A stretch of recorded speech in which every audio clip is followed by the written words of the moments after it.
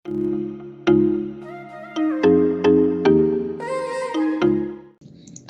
teman-teman semuanya, hari ini Diamond Director yang asalnya dari Surabaya tapi sudah menjadi bagian dari Diamond Director Oriflame Indonesia, Nur Izatur Rohmania gitu kan. Ini adalah salah satu Diamond Director baru juga. Ya ampun, masih fresh from the oven ya, Nur Izatur.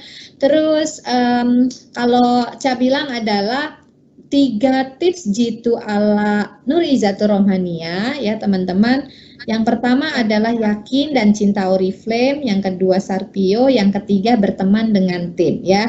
Jadi akan dijelasin satu-satu, pokoknya dikupas tuntas teman-teman. Terus teman-teman boleh disiapin langsung ya, untuk misalnya kalau ada pertanyaan langsung aja gitu kan ya, bisa ditulis di kolom Q&A. Oke, langsung aja. Cus Nur Izatur Rohmania. Iya, halo. Iya. Udah lebih jelas ya, Kak? Udah jelas. Oke. Assalamualaikum warahmatullahi wabarakatuh. Selamat pagi, teman-teman. Sebelumnya terima kasih buat Mbak Novi kesempatannya buat bisa sharing di sini di Kupat Tahu. Ini tuh acara yang paling ditunggu-tunggu banget setiap Ramadan gitu ya. Jadi selain Ramadannya sendiri itu sangat amat nunggu banget acara Kupat Tahu. Soalnya dulu kalau nggak salah Mbak Novi pernah bikin 4 tahun yang lalu kalau nggak salah ya. Itu tuh mulainya 3 tahun lalu. Masa sih Mbak? 2016 ya? 2017. 17 lah. 17. 16 Mbak, aku belum diamond. Belum ini waktu itu 2016. Iya. Sampai yang bikin lupa, yang dengerin inget malahan gitu ya. Jadi soalnya waktu itu aku masih Sapphire Mbak, aku inget banget masih Sapphire. Terus habis itu dengerin Kupat Tahu itu malah bikin jadi semangat buat kejar diamondnya gitu. Ya gitu, jadi semoga nanti teman-teman di sini yang belum diamond, semoga setelah mendengar rangkaian Kupat Tahu itu jadi bikin makin yakin sama Oriflame, jadi bisa makin cepet ngejar diamondnya gitu. Amin. Oke, sebelumnya salam kenal dulu. Nama saya Ica, nama lengkapnya Nur Izatur Rohmania, cuman biasanya teman-teman manggilnya Ica. Nah, saya asalnya dari Surabaya, teman-teman, dan alhamdulillah tahun lalu itu saya closing Diamond Director di bulan Juni kalau nggak salah ya, jadi Juni 2019. Nah, tapi kebetulan saya gabungnya itu udah dari tahun 2009, jadi lama banget. Cuman semoga nanti apa yang saya share hari ini itu bisa jadi pelajaran buat teman-teman. Yang mungkin baik bisa diambil, yang mungkin kurang baik jangan diambil, jadikan pelajaran aja, jangan dicontoh gitu ya. Dan semoga nanti ada mungkin bisa ngambil tips-tips yang bisa teman-teman pakai juga gitu ya. Jadi 3 tips ini itu berpengaruh banget sebenarnya di waktu aku tuh benar-benar ngejar diamond. Jadi waktu aku ngerjain Oriflame, pertama kali gabung itu waktu itu masih kuliah, jadi masih kuliah, terus habis itu coba kerjain karena memang yang dari SMA awalnya apa-apa disediain sama orang tua ya kan, di rumah itu semuanya lengkap lah, mau makan mau apa itu tuh udah ready gitu kan. Terus masuk kuliah, mulai ngekos, mulai ngerasain yang namanya jadi mahasiswa yang bokek gitu. Kan kalau anak kosan tuh kan emang dijatah ya uang sakunya gitu, karena memang nggak setiap hari ketemu orang tua, jadi mau nggak mau harus cukup nggak cukup dicukup-cukupin gitu. Nah sedangkan waktu sekolah itu, waktu di rumah itu udah kebiasaan apa-apa udah dipenuhi gitu. Jadi kayak nyaman teman-teman, terus ngerasain ngekos, aduh ternyata jadi bokeh itu nggak enak ya gitu. Waktu itu mikirnya gitu. Jadi mau makan mikir, mau ini mikir gitu. Sampai akhirnya mikir ya udah deh gimana caranya biar bisa dapet uang tambahan. Kayak gitu, waktu itu pernah kayak jualan pulsa. Kalau zaman dulu kan nggak ada online shop ya 2009. Jadi kayak jualan pulsa itu tuh paling ngehits lah di zamannya gitu. Cuman ternyata lebih banyak diutangin nih daripada dapat untung. Akhirnya nggak lama kemudian tuh ditawarin sama teman, ya kan, ini ada nih peluang bisnis, kamu bisa ngerjain Oriflame sambil kuliah. Waktu itu yang ngajak saya namanya Mbak Reni. Mbak Reni itu sambil kuliah, dia tuh udah director waktu itu di Oriflame, jadi dia udah dapat 5 juta sebulan. Terus saya mikir, wah lumayan banget ya nih kalau misalkan sambil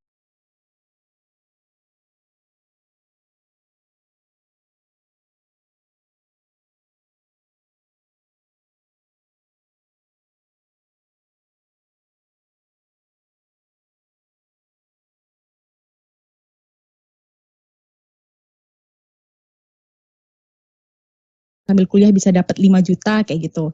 Jadi akhirnya ya udah langsung gabung dan memulai ngerjain Oriflame, mulai jualan dan segala macam kayak gitu. Dan 2009 itulah dimulai ngerjain Oriflame-nya.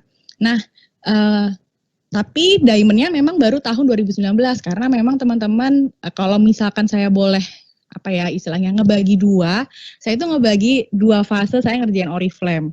Jadi tahun pertama sampai tahun kelima, jadi tahun 2014 itu tuh tahun dimana saya mengerjakan Oriflame tuh kayak cuman hobi.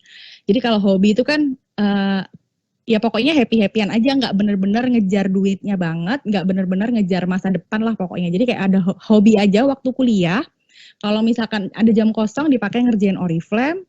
Kalau misalkan nggak ada ya nggak dikerjain Oriflame-nya gitu loh. Jadi kayak bener-bener mengerjakan itu seadanya waktu, bukan diluangkan tapi ya seluangnya aja gitu.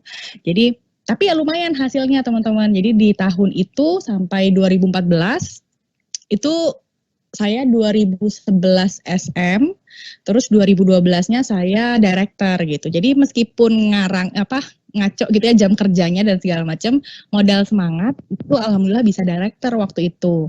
Nah, selain ngerjainnya juga waktunya seluangnya, waktu itu juga saya tuh ngerjainnya nggak pakai sistem kerja. Jadi pokoknya kata upline harus jualan, yaudah jualan yang banyak gitu ya. Terus bulan ini promonya ini yaudah dikejar promonya. Terus disuruh rekrut ya udah rekrut manut gitu loh. Disuruh naik level ya udah mengusahakan untuk naik level. Tapi waktu itu memang naik level itu buat saya di zaman itu susah teman-teman. Jadi kayak bulan ini 12, besoknya turun 9, terus nanti 12 lagi, turun lagi 9, nanti naik 15 misalnya, turun lagi 12 kayak gitu. Pokoknya benar-benar perjalanannya itu naik turun banget gitu. Cuman karena memang waktu itu saya ngerjainnya hobi, pokoknya nggak memang istilahnya dapat duit alhamdulillah banget, nggak dapat ya itu udah lumayan gitu loh. Waktu itu kayak misalkan stuck di manajer aja udah bisa dapat 1 juta, itu kan udah lumayan banget ya buat anak kuliah pada waktu itu gitu. Jadi saya ngerjainnya tuh ya udah naik turun dibikin enjoy aja gitu karena memang dikerjainnya sebagai hobi. Terus sampai akhirnya saya SM,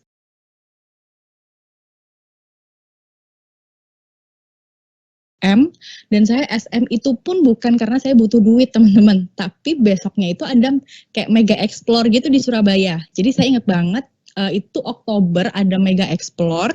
Kan biasanya kan kalau mega explore kan ada rekognisi besar-besaran ya gitu, dan kayaknya keren banget kalau misalkan bisa naik panggung, posisinya senior manager gitu kan, terus ya udah pokoknya dikejar deh ini SM-nya biar bisa naik panggung kayak gitu. Jadi saya kejar SM waktu itu bukan karena butuh duit atau apa, karena memang benar-benar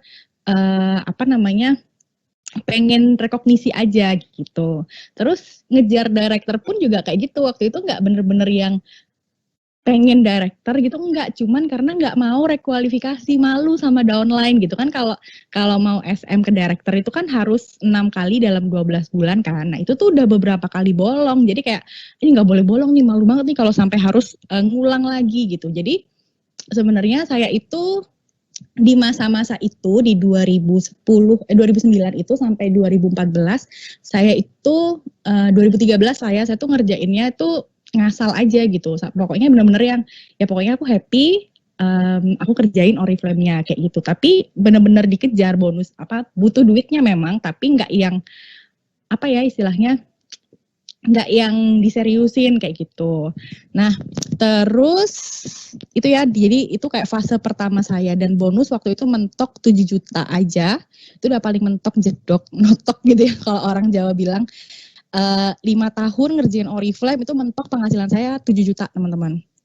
Terus setelah itu 2013 kan saya lulus ya. Saya lulus, terus habis itu mulai deh ngalamin yang namanya fase di mana fase-fase galau gitu kan. Maksudnya ini mau kerja atau mau nerusin Oriflame atau gimana gitu ya. Itu tuh mulai di 2013 itu. Jadi orang tua saya meskipun udah saya ajak ke Bali, udah ngelihat saya rekognisi di panggung besar, itu tuh nggak yang setuju banget ngerjain. Saya tuh cuma ngerjain Oriflame gitu. Padahal waktu itu udah director.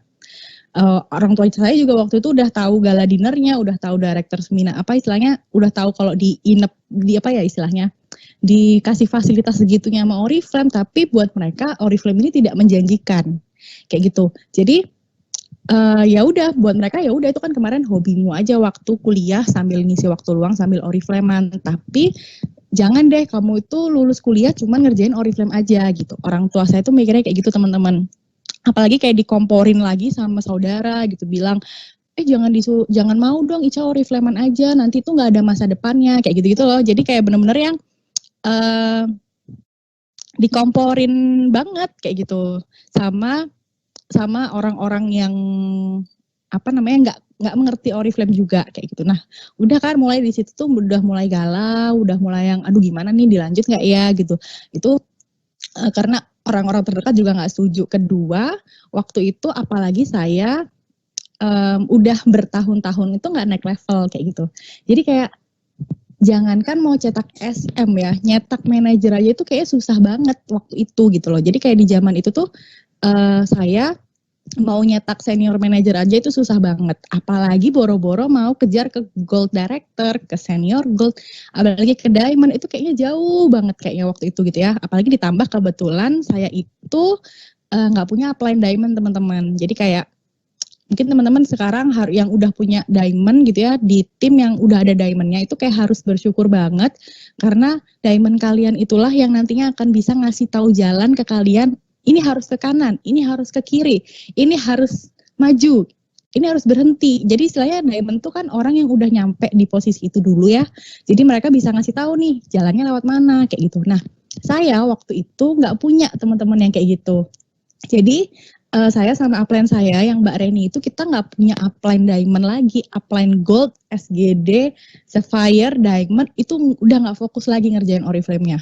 Jadi kami disuruh waktu itu benar-benar dalam hati kecil pengen naik gimana caranya ya gitu. Maksudnya udah ngelihat waktu itu kan udah ada sosmed ya, orang-orang udah share lewat Facebook itu udah ada, tapi gimana ya caranya itu orang-orang kok bisa cepet-cepet banget naik title-nya gitu kan, di kalau ikut unboxing gitu kan ngelihat ada yang naik 2 title, ada yang setahun 3 title.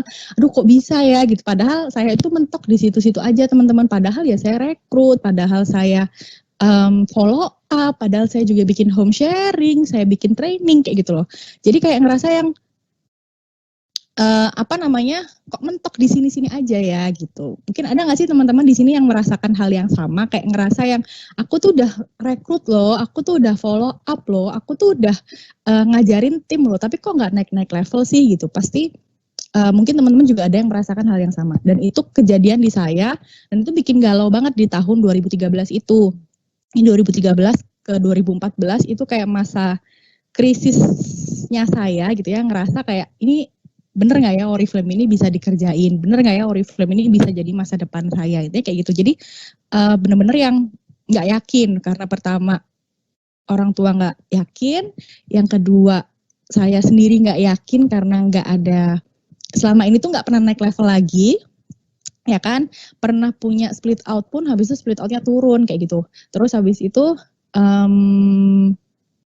upline diamond juga nggak ada yang ngasih tahu ini harus gimana, itu nggak ada teman-teman waktu itu. Jadi udah yang aduh gimana ya gitu, sampai akhirnya kayak berdoa, ya udahlah endingnya kan mintanya tetap yang di atas, yang ngasih rezeki itu kan yang di atas gitu. Jadi berdoa aja gitu, ya Allah kalau misalkan Oriflame ini memang jalan yang baik buat saya, yang memang bisa dipakai untuk untuk bisa menghidupi kehidupan saya sampai jangka panjang dan bisa bikin orang tua saya bangga, tolong mudahkanlah gitu. Tapi kalau misalkan memang bukan, tolong jauhkan kayak gitu. Jadi saya berdoa kayak gitu tuh teman-teman waktu itu, waktu lagi di galau-galaunya itu gitu. Terus waktu itu kan saya juga sambil kerja ya. Jadi 2013 terus setelah lulus saya sempat kerja sebagai auditor.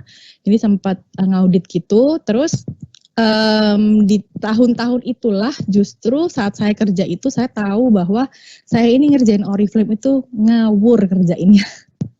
Jadi kayak pantes kok nggak naik-naik levelnya karena saya waktu itu ngerjainnya ngawur. Jadi apa ya istilahnya, saya tuh hanya merasa sudah bekerja keras, padahal belum bekerja keras waktu itu. Jadi mulai deh itu kayak mulai kebuka gitu ya, saya ngerjainnya Oriflame tuh ngawur.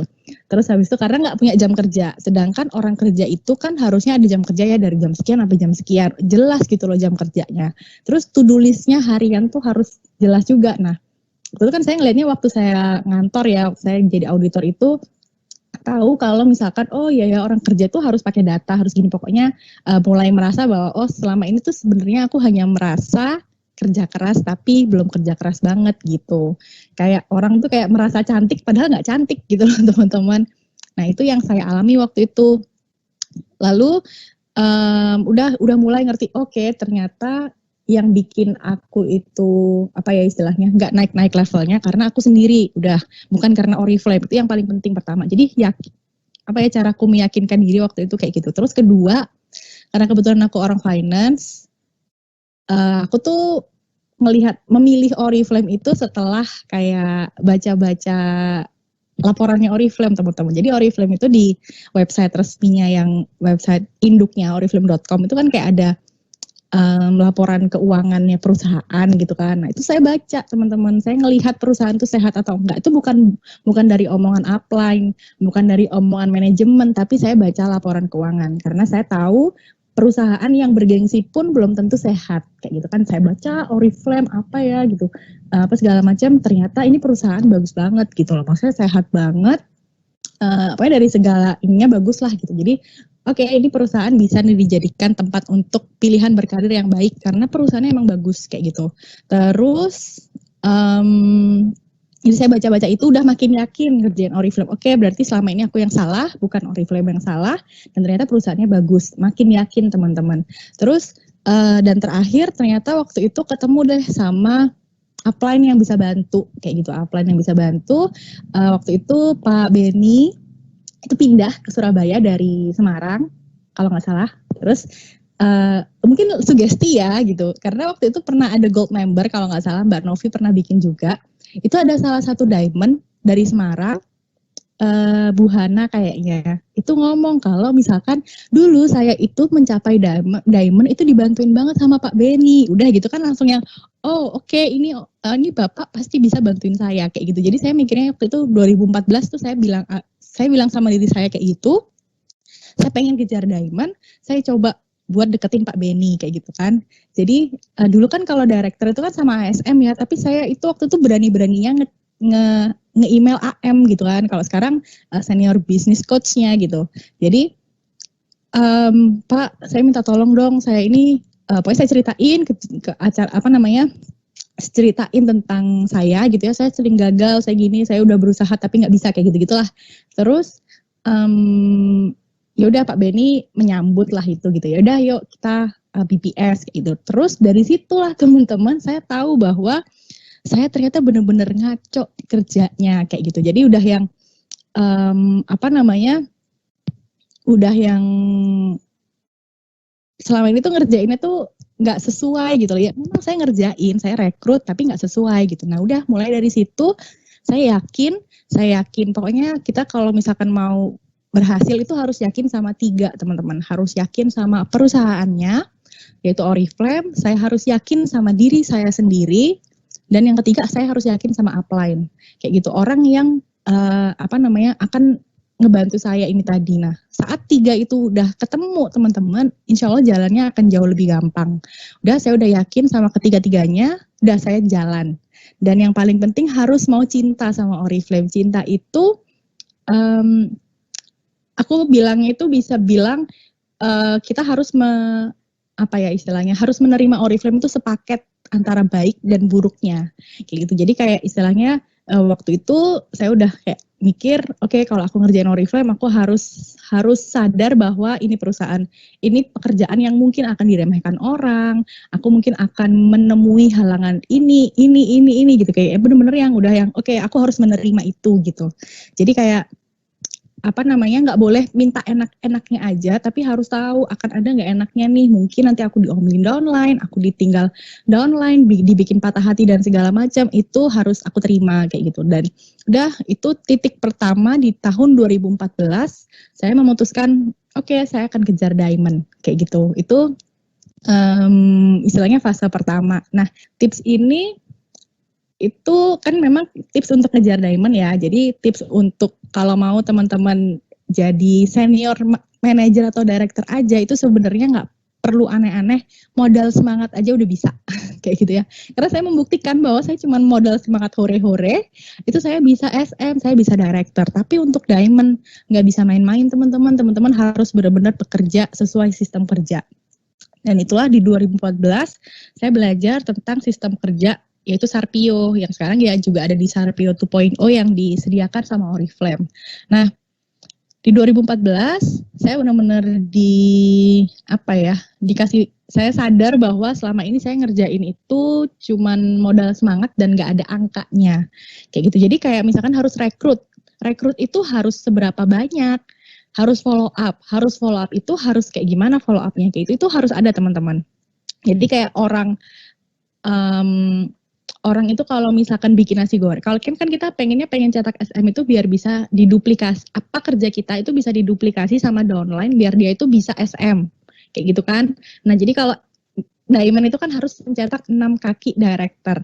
Jadi kita harus ngajarin 6 orang biar dia bisa jadi director, artinya dia harus mengerjakan apa yang sudah kita kerjakan. Nah, aku ingat banget Pak Benny bilang, gimana kamu bisa minta downline-mu untuk menduplikasi kamu, tapi kamu tidak bisa menjadi upline yang bisa terduplikasi.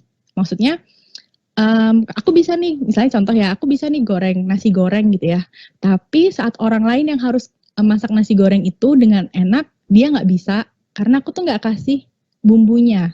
Jadi kayak, aku tuh cuma bilang, kasih bawang putih, bawang merah, garam secukupnya, terus gula secukupnya, lada secukupnya, gitu-gitu aja. Tapi nggak benar-benar ditulis, bawang ini 3 siung, bawang merah itu 3, bawang putih itu 2, kayak gitu tuh aku nggak ngasih teman-teman. Jadi jangan salahkan kalau downline-mu tidak bisa meniru apa yang kamu kerjakan, kayak gitu. Jadi istilahnya saya baru sadar banget ternyata saya cuma ngerjain tapi itu tidak bisa diduplikasikan teman-teman. Makanya itu perlu banget yang namanya Sarpio. Kebetulan karena memang waktu itu balik lagi Ica nggak ada upline yang ngasih tahu ya harus seperti ini. Jadi itu sesuatu hal yang baru banget di saya di 2014 itu. Terus saya belajar harus pakai angka ya kerjanya gitu. Terus habis itu harus ada alur kerjanya. Jadi kayak misalkan member baru ini harus diapain? Harus di getting started, harus di diajarin cara jualan, harus ada alur kerjanya gitu loh teman-teman. Nah saya dulu nggak ada. Pokoknya ada downline masuk, pokoknya rekrut yang banyak ya, terus nanti kita follow up. Udah kayak gitu aja, tapi nggak benar-benar ada yang jadwal getting started, atau mungkin jadwal explore gitu ya, atau jadwal training, itu saya nggak ada. Jadi benar-benar, ya pokoknya saya lagi nganggur, saya kerjain Oriflame kayak gitu. Waktu itu tuh saya seperti itu. Misalnya ada saya ada waktu ke Malang, misalnya kan ada tim di Malang gitu ya, atau mungkin di kota lain, yaudah saya ke Malang, setiap minggu deh pokoknya saya ke Malang, tapi nggak bener-bener nggak ada kejelasan gitu loh teman-teman kerjainnya kayak gitu. Nah dari situ saya belajar, harus bikin alur kerja nih, harus bikin resep, dan segala macam biar bisa diduplikasi sama tim. Udah kayak gitu, akhirnya alhamdulillah, karena saya kerjanya juga pakai Sarpio waktu itu, jadi kayak bikin Sarpio itu, maksudnya benar-benar member tugasnya apa sih sesuai Sarpio, ini gitu ya. Manager sesuai Sarpio itu tugasnya apa, ini. Jadi benar-benar memastikan bahwa tim-timku itu mengerjakan sesuai dengan porsinya. Kayak gitu. Dulu tuh kadang ada member udah tak suruh untuk ngajarin ngasih training kayak gitu-gitu loh teman-teman, kayak karena aku merasa dia ini calon leader jadi dia harus bisa bikin training padahal belum waktunya, istilah kayak gitu. Terus pokoknya waktu dulu itu ngacak kerjanya, akhirnya belajar di 2014 itu, terus akhirnya alhamdulillah di 2014 sampai 2015 akhir Desember itu saya berhasil cetak 4 split out sekaligus. Jadi kayak 1,5 tahun ngerjain, nggak sampai 1,5 sih, pokoknya satu tahun lebih dikit itu saya ngerjain, alhamdulillah langsung tercetak 4 split out. Padahal sebelumnya itu 5 tahun, bayangin teman-teman, saya 5 tahun ngerjain Oriflame, punya 2 SM, itu pun yang satu kayak kecelakaan aja naiknya gitu, kayak kebetulan. Terus habis itu besoknya langsung turun lagi kayak gitu. Jadi kayak apa ya istilahnya? Intinya nggak bisa terduplikasi lah. Jadi kayak kebetulan aja dia SM gitu. Itu modal semangat yang tadi aku bilang. Jadi modal semangat dia SM, tapi kita kalau disuruh ngeduplikasi nggak bisa. Terus, tapi alhamdulillah waktu itu di 2015 akhirnya saya bisa mencetak 4 split out. Total di jaringan saya yang awalnya cuma ada 2 SM, bertambah kayaknya jadi berapa belas gitu, apa 14 apa 15 gitu kalau nggak salah, saya lupa. Jadi bukan saya aja yang bisa cetak SM waktu itu, tapi downline saya yang SM yang sebelumnya sudah SM, itu dia juga bisa cetak SM juga kayak gitu. Jadi berkah belajar Sarpio itu teman-teman, itu alhamdulillah akhirnya ngaruh banget di jaringan. Di 2015 itu bisa 5 split out, habis itu tinggal split out ke-6 kan, karena waktu itu kaki ke-6 benar-benar dari nol banget. Waktu itu saya nggak ada kaki ke-6, jadi harus ngebangun lagi, dan baru split out waktu itu di 2016 di bulan September kalau nggak salah, atau Oktober gitu saya lupa. Pokoknya di antara itu September atau Oktober saya open title Diamond Director di 2016. Setelah 5 tahun sebelumnya nggak pernah naik level, mau nyetak manajer aja susah banget, tapi alhamdulillah di 1,5 tahun, 2 tahun itu saya nyetak 5 kaki split out. Saya ingat banget bonus saya waktu itu dari yang awalnya 7 jutaan mentok notok udah nggak bisa nambah lagi, itu alhamdulillah jadi 20-an juta dalam waktu setahun teman-teman, sejak saya belajar Sarpio. Jadi emang sepenting itu teman-teman Sarpio. Kalau teman-teman sekarang mau bener-bener ngejar diamond, harus tanya ke upline-nya, Mbak, Bu, apa sih Sarpio itu? Gimana sih Sarpio itu? Belajar tanya, karena itu penting banget buat perkembangan jaringannya teman-teman. Karena itu waktu itu saya ngaruh banget. Terus alhamdulillah waktu itu sempat lancar 4 kali, nggak turun sama sekali teman-teman. Tapi akhirnya di kualifikasi ke-5 itu saya turun. Jadi waktu itu kebetulan saya juga barengan sama saya waktu itu melahirkan, ya kan, punya baby. Akhirnya kaki waktu itu turun, dan saya lagi ngalamin istilahnya perubahan dari yang punya sendirian lajang jadi punya anak. Itu kayak lumayan stressful banget waktu itu. Dan saya turun teman-teman, dari punya 6 split out saya turun jadi cuma punya 3 split out dalam waktu 3 bulan kayak gitu. Jadi istilahnya menyeramkan banget sih kalau ingat-ingat waktu itu ya. Kalau misalkan diingat lagi tuh waktu itu kayak langsung sedown-downnya saya. Jadi kayak habis diangkat tinggi banget karena cepet banget kan waktu itu growingnya. Tiba-tiba langsung turun jebrok gitu.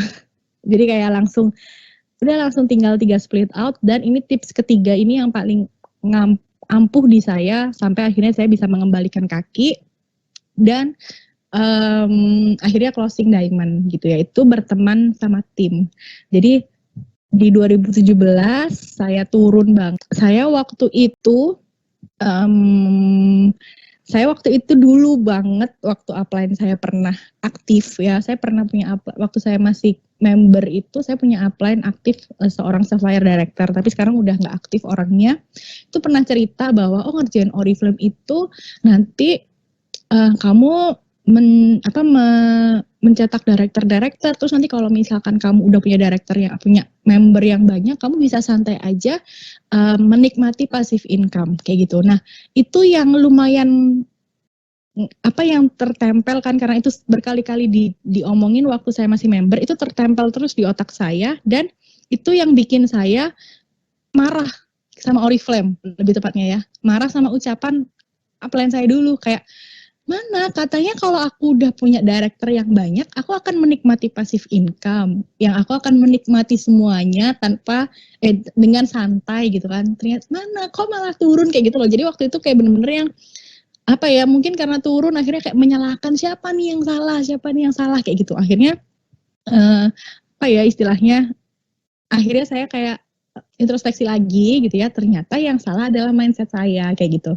Mindset saya bahwa saya dulu tuh kalau misalkan udah director, ya udah kamu harus mandiri ya kayak gitu, karena dulu abang saya ngomongnya juga kayak gitu, pokoknya kalau udah punya SM dia harus mandiri kayak gitu, udah bener-bener ngurusin dirinya sendiri dan jaringan. Saya nggak tahu bener-bener keadaan jaringan waktu itu seperti apa, sampai akhirnya turun dan saya sadar bahwa saya kurang berteman sama tim yang ada di bawah-bawahnya. Saya hanya mengenal si SM, saya hanya deket sama si director, tapi saya nggak seberapa kenal tuh sama manajernya, sama member-member di bawahnya yang apa ya istilahnya menopang si director. Jadi kayak akhirnya waktu itu saya belajar, oke, kalau habis ini saya mau memperbaiki kaki, saya nggak boleh pakai cara itu lagi. Jadi harus mau berteman sama tim dan bukan hanya sama upline director aja yang paling atas, tapi saya harus berteman sama yang di bawah-bawahnya juga, kayak gitu. Jadi waktu itu mulai lagi menyelam ke dalam. Waktu itu udah nggak seberapa fokus ke harus segera closing diamond, karena saya waktu itu pengennya benar-benar memperbaiki kualitas hubungan lah sama tim gitu. Dan alhamdulillah kaki yang keempat dan kelima waktu itu bisa kembali SM tanpa harus kehilangan upline directornya gitu. Maksudnya director saya yang waktu itu turun itu nggak sampai hilang, dia nggak sampai pergi dari Oriflame, tapi ya udah kita bersama-sama membangun lagi kaki yang di bawahnya kayak gitu. Jadi kayak recovery lagi kaki keempat, kaki kelima, sama kaki keenam waktu itu nggak terselamatkan karena leadernya hilang, manajernya hilang. Jadi waktu itu saya bangun kaki baru.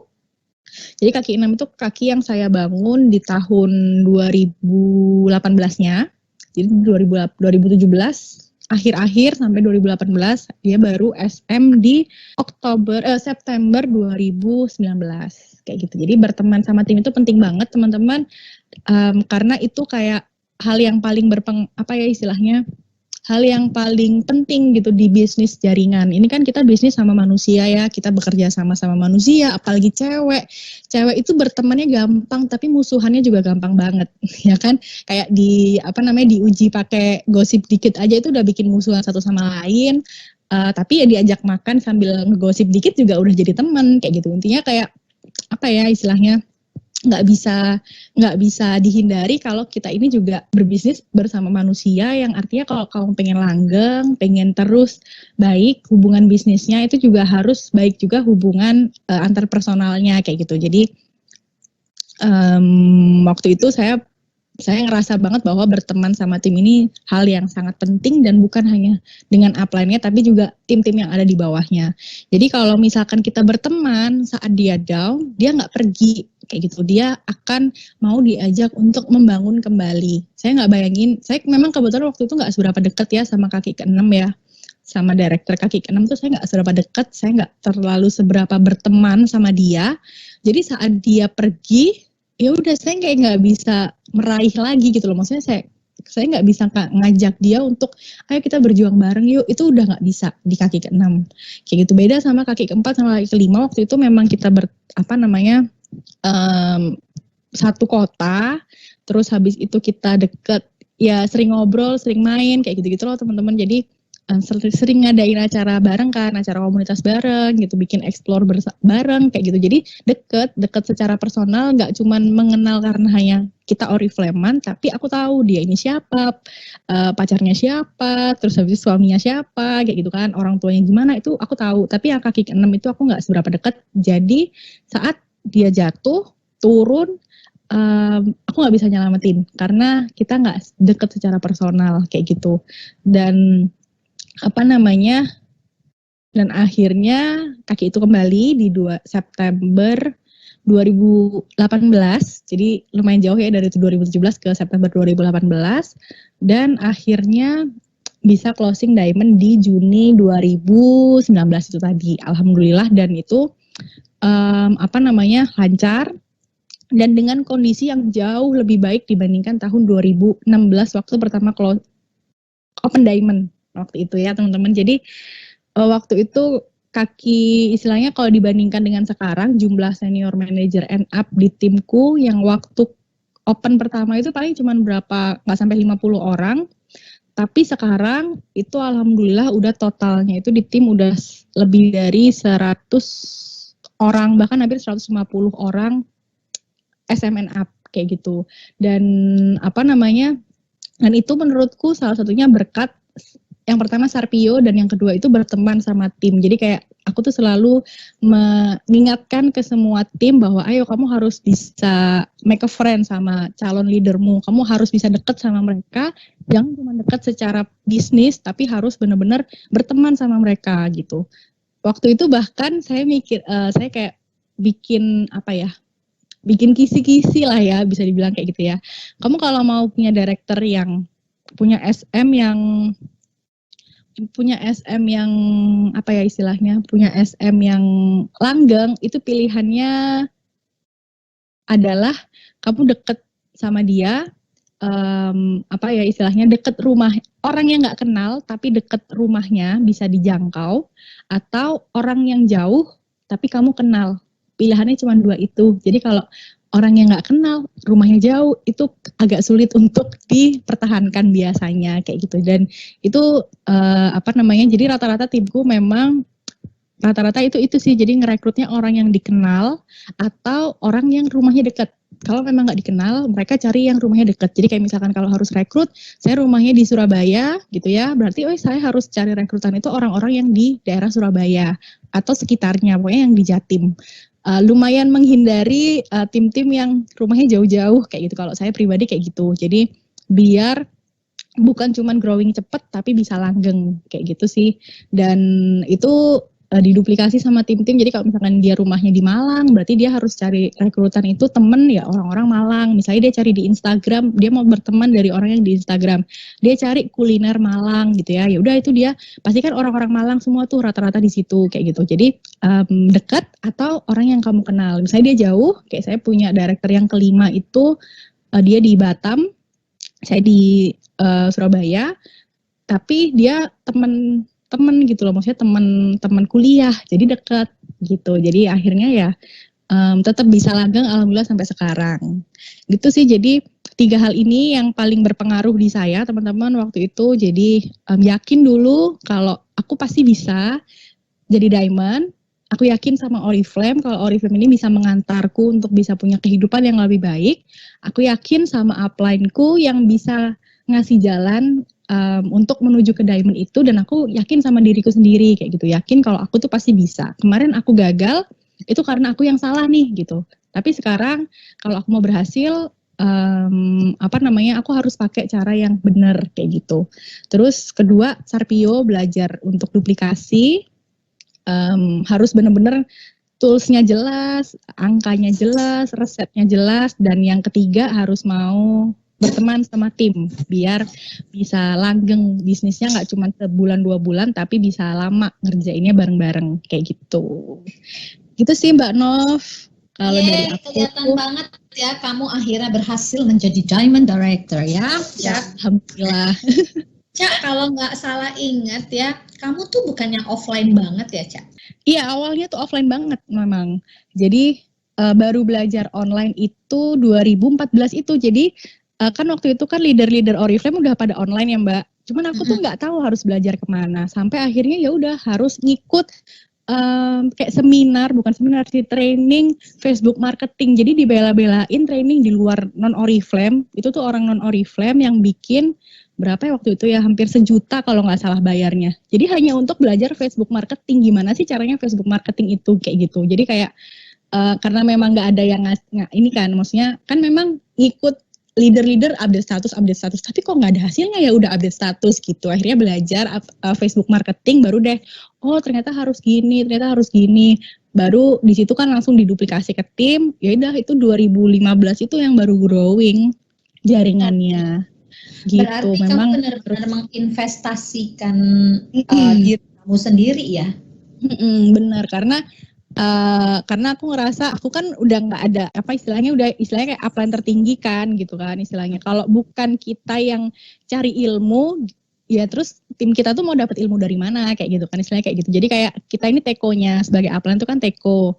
Terus habis itu kalau kita nggak ngisi tekonya pakai air, gimana kita bisa ngisi gelas gelas-gelasnya tim kita itu pakai air juga kan nggak mungkin Mbak Nov. Jadi ya karena udah mentok Facebook marketing ini belajar di mana gitu, ya udah akhirnya belajar di kayak seminar gitu. Kalau dulu kalau sekarang kan ada YouTube, ada gitu-gitu kan banyak ya. Kalau dulu itu kan nggak ada. Jadi ya harus nyari nih di mana ya ada yang bikin training Facebook marketing. Akhirnya waktu itu belajar dari situ. Oke. Dari situ dari 2015 lah ada perubahan pada saat kamu mengkombinasikan dari offline ke online. Berubah sih. Jadi lebih kalau online itu mempercepat, kalau offline itu mempererat sih Mbak Nov. Jadi sampai sekarang sih masih mix ya. Tapi betul. Online itu yang memang mempercepat banget. Istilahnya kayak dulu itu kalau mau ngejelasin ke member baru harus ketemuan. Kalau dia nggak ketemu ya kita nggak bisa jelasin, istilahnya kayak gitu kan. Jadi lama gitu loh prosesnya. Tapi setelah belajar online, pakai beberapa fasilitas kayak pakai Facebook group untuk ini, untuk training dan segala macam. Waktu itu udah mulai dibenerin, pakai Facebook chat. Dulu kan belum ada WhatsApp ya, jadi kayak Facebook Messenger tapi yang dibikin grup itu bikin buat buat training. Nah itu baru belajar kan, dari situ akhirnya bisa lebih cepat. Jadi istilahnya materi yang disampaikan biasanya nunggu offline seminggu sekali, jadi waktu itu bisa dipercepat aja gitu. Jadi memang selain belajar Sarpio, waktu itu belajar online juga lumayan, itu yang bikin mempercepat juga sih, karena sharing ilmunya itu lebih cepat kayak gitu dibandingkan kalau cuman offline aja. Yang kamu bilang lebih cepat itu untuk online dalam hal apa sih, Ca? Kalau untuk diri kamu sendiri yang efeknya tuh dapat banget gitu.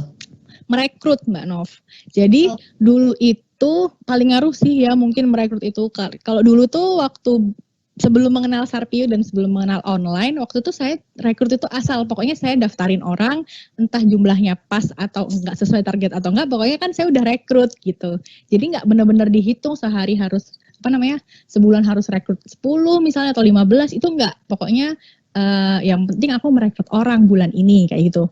Dan offline itu kan enggak bisa cepet ya, kalau istilahnya ketemu orang nggak selalu setiap hari, kita bikin make up class juga mungkin nggak setiap hari, jadi kayak nggak bisa cepat. Tapi setelah pindah ke online itu bisa one day one KTP, itu bisa kayak gitu. Jadi waktu itu yang bikin saya cepet, saya benar-benar ngarahin ke tim 1 hari 1 KTP ya, 1 hari 1 KTP kayak gitu. Akhirnya kan saya rekrut 1 hari 1 KTP, si A rekrut 1 hari 1 KTP kayak gitu. Jadi cepat akhirnya growing-nya. Nah waktu itu rekrutannya masuknya banyak, jadinya ada yang di follow up kan Mbak Nov. Jadi karena ada yang di follow up, poinnya cepet naiknya. Kalau offline dulu enggak, selain karena saya nggak tahu ilmu angkanya, karena dulu kan istilahnya yang penting ya udahlah, yang penting rekrut gitu, nggak dihitung jumlahnya ini cukup atau enggak, sesuai target atau enggak, itu pokoknya rekrut aja gitu. Terus sampai akhir bulan, ya ternyata nggak cukup gitu. Besoknya ngulangin lagi kayak gitu bulan depannya. Ayo kita semangat ya, harus rekrut yang banyak. Tapi benar-benar nggak dihitung.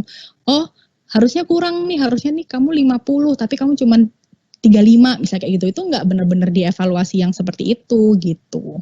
Oke, nggak ada targetan perekrut lah per harian gitu ya.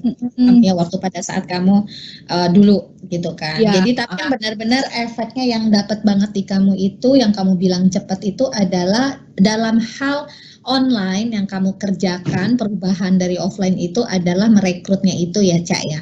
Tapi kalau untuk kegiatan lain atau kegiatan itu maksudnya termasuk dalam training gitu kan ya, itu ada efeknya nggak, lebih dapat kamu offline atau online?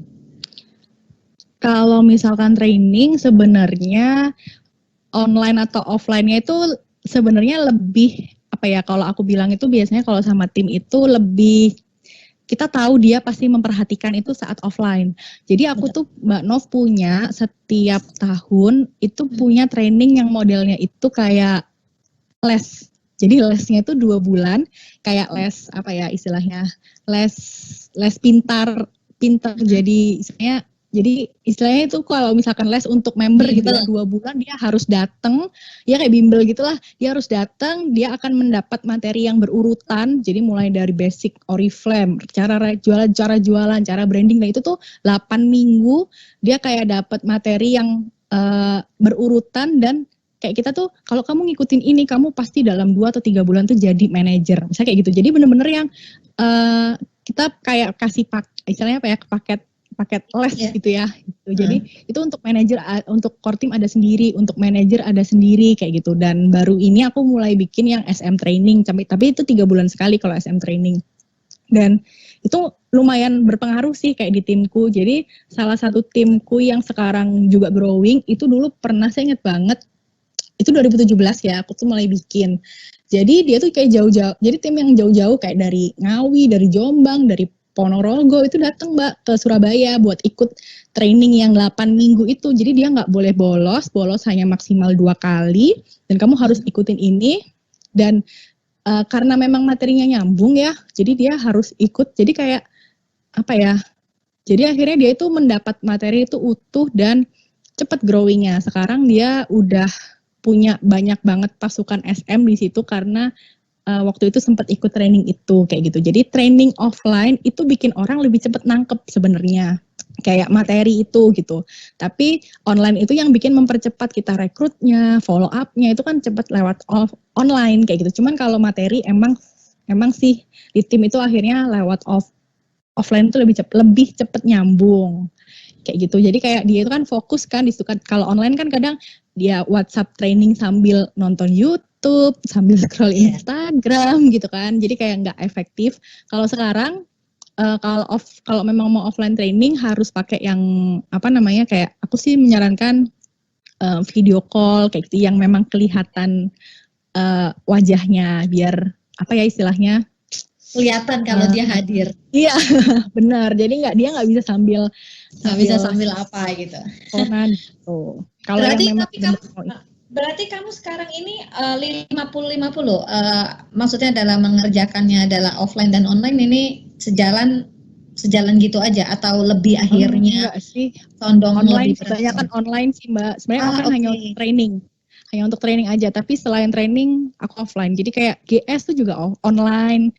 Jadi mulai rekrut aku online, GS aku online juga. Jadi hanya training sih aku yang offline. Jadi training sama apa namanya kayak explore kayak gitu. Itu kayak beauty demo gitu kan, kamu masih melakukan itu kan? Untuk apa? Kalau beauty demo yang saya lakukan sekarang itu hanya untuk membuat member lebih cinta sama produknya, bukan untuk fokus merekrut. Oke. Jadi kayak cuman bikinnya tuh kayak setahun tuh 2 kali, 3 kali gitu. Jadi hanya untuk apa ya istilahnya? Hanya untuk bikin member itu cinta. Jadi saya nggak tahu ya, mungkin kalau teman-teman yang lain ada yang berhasil ya. Kalau saya tuh merasa make up class itu nggak pernah berhasil mendapat leader sih kalau saya ya. Jadi merasa kayaknya rugi juga sih kalau harus make up class hanya untuk mindset make up class untuk mencari leader itu agak susah kalau buat saya sih Mbak Nov gitu. Jadi walaupun kamu waktu itu offline pun juga sama seperti itu. Kamu maksudnya kan offline itu biasanya lebih banyak melakukan kegiatan seperti beauty demo seperti itu ya. Iya. Nah itu kan nggak ada efek sama sekali menurut kamu? Ya. Di kamu ya, ini aku ngomongin kamu. Iya, aku enggak. Makanya dulu kan 5 tahun juga enggak naik-naik kan Mbak Nov gitu. Maksudnya enggak, entah karena apa ya istilahnya, entah karena memang waktu itu belum bisa duplikasi juga enggak tahu. Cuman sekarang pun orang itu datang make up class itu fokusnya mereka pengen cantik aja gitu. Jadi kayak pengen mempelajari make up-nya, mempelajari cara pakai alis, Jadi waktu aku cerita soal bisnisnya pun mereka itu kayak jadi member hanya untuk pakai kayak gitu-gitu. Lumayan jarang sih dapat leader dari make up class. Makanya aku kalau sama tim bilang, make up class kalian jangan fokus untuk mencari leader dari situ. Tapi kamu cuman membuat orang itu jatuh cinta sama produknya Oriflame. Jadi kayak membuat orang itu, produknya Oriflame itu tidak bisa bagus juga loh ternyata untuk make up kayak gitu. Aku tuh hanya menceritakan kayak gitu sih Mbak Nov. Jadi untuk membuat orang itu mengenal Oriflame dan cinta sama produknya. Tapi Jadi untuk kamu mencari dua leader, berbeda ya fokusnya. iya. Jadi untuk mencari kalau dapat leader ya alhamdulillah, kalau enggak ya jangan fokus di situ. Soalnya aku tuh pernah dulu bikin make up class yang hadir banyak, tapi yang closing juga nggak seberapa banyak karena nggak ada bahkan sama sekali gitu. Waktu itu kalau nggak salah bikin 20 atau 30 orang gitu kan, nggak ada yang closing itu. Terus sekarang caranya kalau bikin make up class, kalau memang mau mengundang member baru, itu aku modelnya dia join udah daftar. Jadi dia join dulu ya. Jadi uang untuk make up class-nya itu untuk daftar Oriflame. Gitu. Jadi mau nggak mau dia pakai produknya pun langsung produk juga ya. Oke. Kalau misalnya kamu tadi bilang adalah target untuk beauty class itu adalah lebih ke arah untuk perkenalan produknya Oriflame sendiri. Itu tidak untuk merekrut. Kalau yang kamu rasakan ya kan, acara apa, kegiatan apa yang akhirnya kamu bisa buat itu adalah ini adalah buat cari leader. Ini sih explore sih yang setiap bulan dilakukan. Jadi emang explore itu kan aku setiap bulan bikin dan harus di tim-tim meskipun di daerah-daerah aku tuh selalu menyarankan mereka untuk bikin meskipun hanya 10 orang yang datang, 20 atau 30 orang karena di situ ada testimoni dari leader yang hidupnya berubah karena Oriflame. Di situ biasanya Mbak kesaring banyak leader dari situ. Jadi kayak waktu dia datang ngerasa, ih gila ini seumuran sama aku ya tapi udah bisa gini gitu. Atau ini anak masih lebih muda dari aku tapi udah bisa beli mobil misalnya kayak gitu. Jadi kayak itu yang bikin orang melek Mbak biasanya. Dan biasanya kan kalau ekspor, kadang kalau rekognisi, kadang kalau misalkan memang dia lagi terbawa suasana banget kan sampai yang dia mewek atau apa, itu biasanya yang lebih bikin leader tercipta dari explore itu. Jadi lebih dapat rekrutan dari situ ya. Kalau untuk rekrut ya. Cak, ini ada 2 pertanyaan ya, aku bacain ya. Gimana sih caranya Mbak memperbaiki kualitas hubungan sama tim untuk membalikan level yang sudah pernah diraih? Jadi emang itu tuh, emang kalau misalkan sudah turun level itu Mbak, emang yang sebenarnya susah itu mengembalikan mental sih ya. Kalau teknis sebenarnya mereka udah bisa, karena rekrut mereka udah bisa, tapi biasanya kayak ngerasa nggak pede. Aduh, nanti aku ngerekrut ditolak. Aduh, aku kan udah director. Nanti apa kabar ya kalau aku ditanya bonusnya berapa? Kan pasti mereka turun level kan. Biasanya bisa cerita, oh aku dapat 5 juta dari Oriflame setelah mereka turun 15% sampai misalnya cuman dapat 2 juta misalnya, mau bilang 5 juta kan berbohong juga ya Mbak gitu. Itu yang biasanya bikin mereka itu ngerasa down. Kayak gitu karena mereka menceritakan apa yang tidak mereka dapat sekarang. Tapi hanya menceritakan apa yang mereka dapat dulu kayak gitu.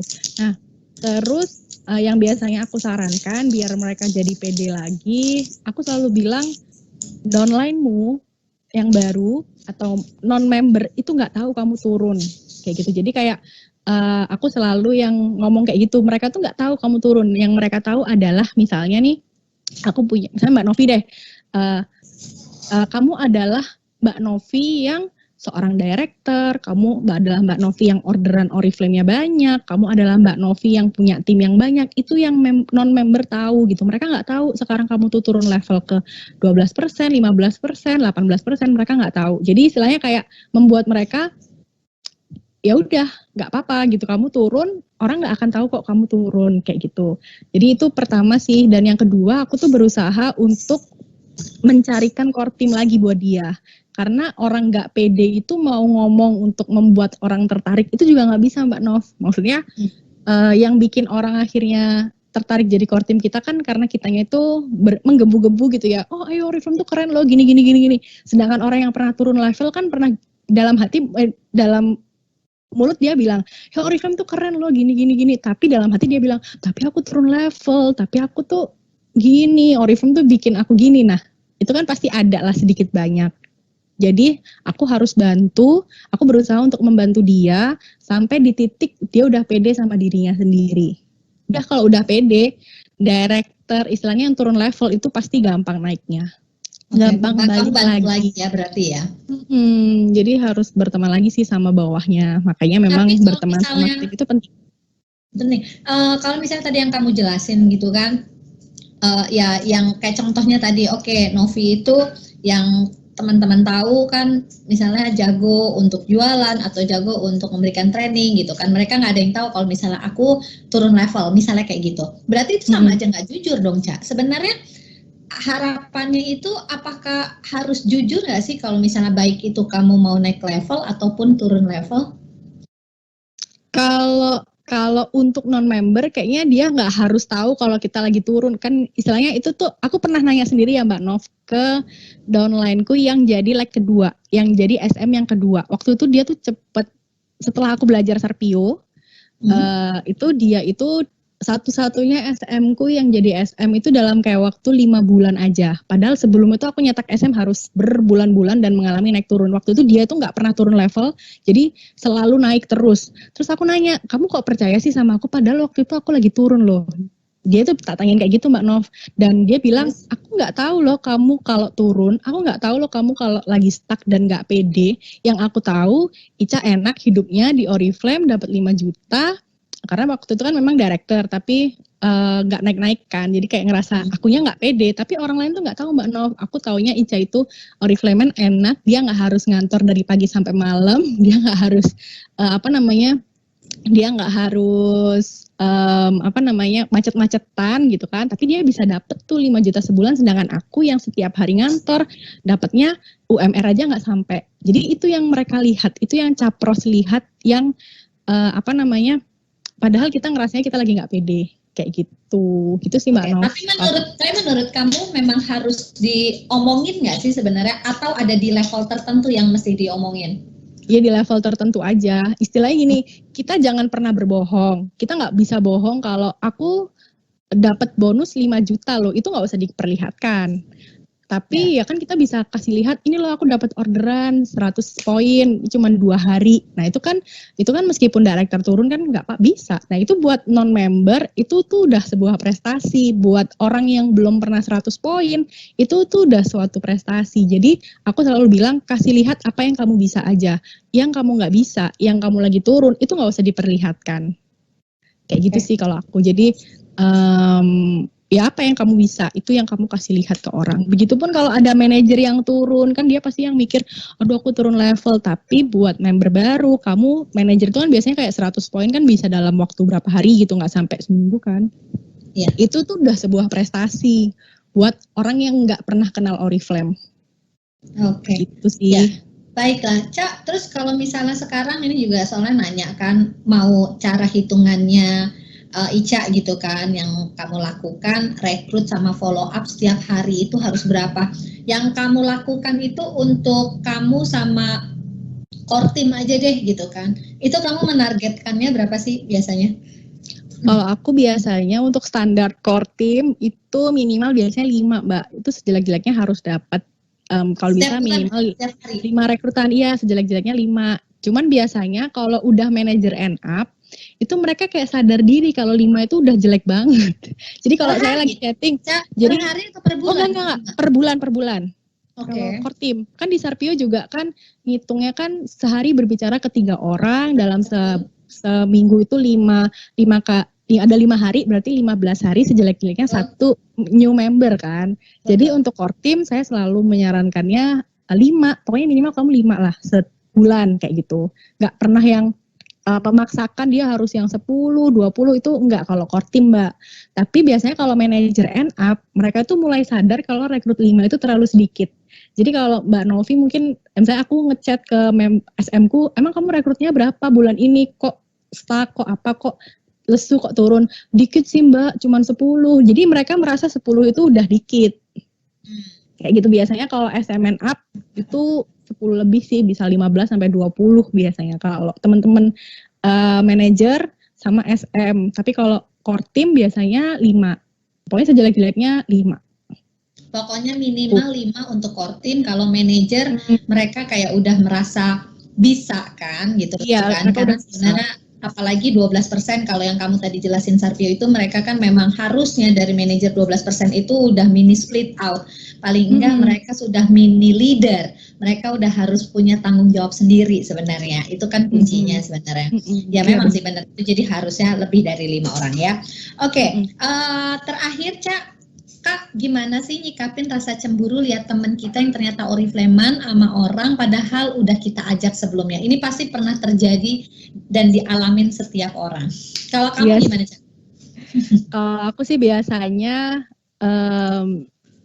aku pernah ada yang kayak gitu. Jadi bahkan ada juga yang teman, ada juga yang mantan downline gitu kan. Dulu dia jadi downlineku, terus dia itu diambil, istilahnya bukan diambil sih, dia daftar lagi tapi dia nggak mau daftar di aku, malah didaftar di orang lain. Itu pasti sih kayak ngerasa yang aduh kok dia daftarnya di dia sih gitu. Cuman kalau aku pribadi sekarang udah berpikir bahwa ya nanti suatu saat nanti pasti ada orang lain yang malah milih daftar di aku daripada di temennya kok. Dan itu memang kejadian gitu. Banyak sih tim yang kayak gitu juga. Jadi kayak kayak yang salah satu direkturku itu ada, dia tuh ditawarin sama orang, dijapri sama orang lain, tapi dia daftarnya di aku.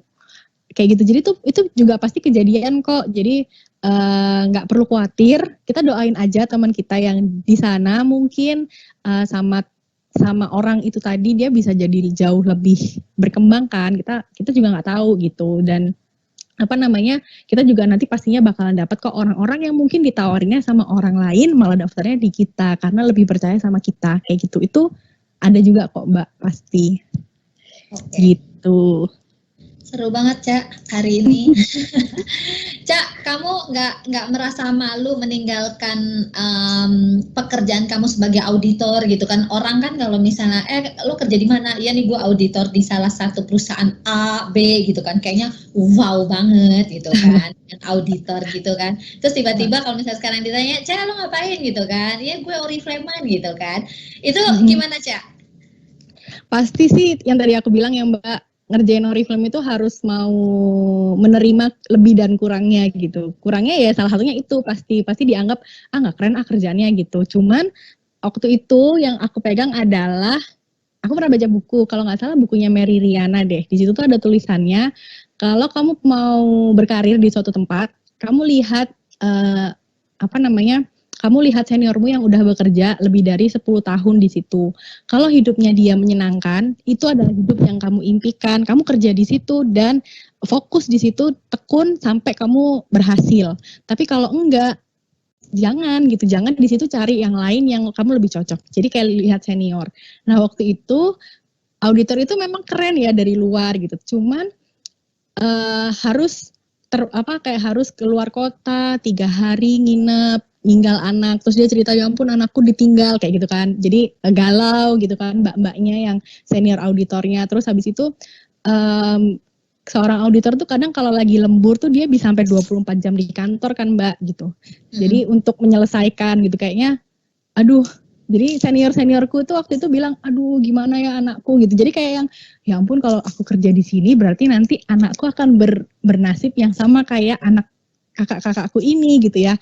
Dan kayaknya aku nggak mampu deh kalau harus kayak gitu. Dan itu tuh kan kayak harus, istilahnya kan kalau di Oriflame juga kadang aku juga harus meninggalkan anak kan. Kayak misalkan harus conference, tapi kan itu cuma setahun berapa kali gitu. Nah sedangkan kalau auditor kan berapa kali sebulan tuh pasti ada jadwal kita kayak harus keluar kota kayak gitu. Dan kayaknya meskipun penghasilannya oke, tapi itu bukan hidup yang aku cari gitu. Dan setiap orang kan berhak kan memilih hidup, pengen hidup seperti apa gitu. Dan aku ngelihat seniorku di Oriflame yang meskipun itu crossline ya Mbak, karena memang yang aku lihat ya crossline yang hebat-hebat itu kayaknya enak ya, mereka punya waktu sama anak, gini kayaknya itu lebih aku banget lah gitu. Akhirnya memutuskan untuk ngerjain Oriflame aja gitu.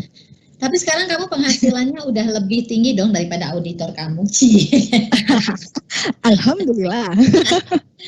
Oke, kalau kayak begitu, Ca, makasih banyak ya Ca ya, udah hari ini nemenin Novi 4 tahu gitu kan. Terus masih puasa kan Ca? Alhamdulillah. Masih. Belum batal? Belum, kan minum nutrishake. Bagus kalau kayak gitu. Ca, untuk menutup kupat tahu hari ini, Ica mungkin boleh untuk memberikan salah satu seperti quotes dari Ica untuk bisa membantu teman-teman yang lain yang dengar hari ini tuh untuk jadi lebih tambah semangat. Oke.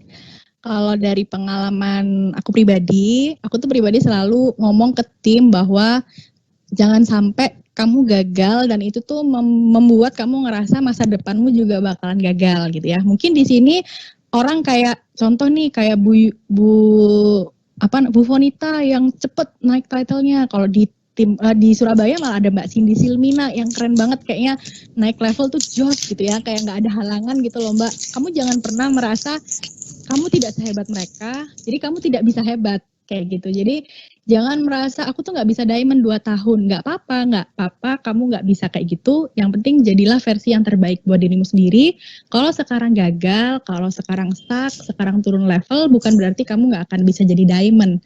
Kamu tetap akan bisa jadi diamond kalau kamu jalan terus, kalau kamu nggak pernah membandingkan diri kamu sama orang lain, karena setiap orang itu punya timeline-nya masing-masing kayak gitu Mbak Nov. Jadi nggak jadi diamond tercepat pun kamu tetap akan bisa jadi diamond.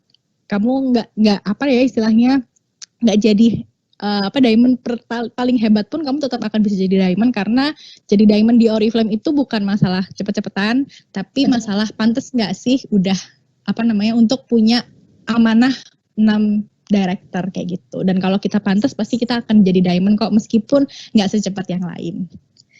Benar. Jadi mikirinnya adalah bukan harus cepat jadi diamond, tapi siapapun bisa jadi diamond asalkan memang niat dan yakinnya itu gitu loh. Itu yang mesti harus dipertahanin sih, ya. Oke. Cak, terima kasih banget. Kita kasih Mbak Novi. Terakhir ya untuk closing ya. Oke, yuk Cak, kita tepuk Oriflame ya Cak. 3, 2, 1. Oriflame, yes, Indonesia nomor 1, naik title 2020. Terima kasih.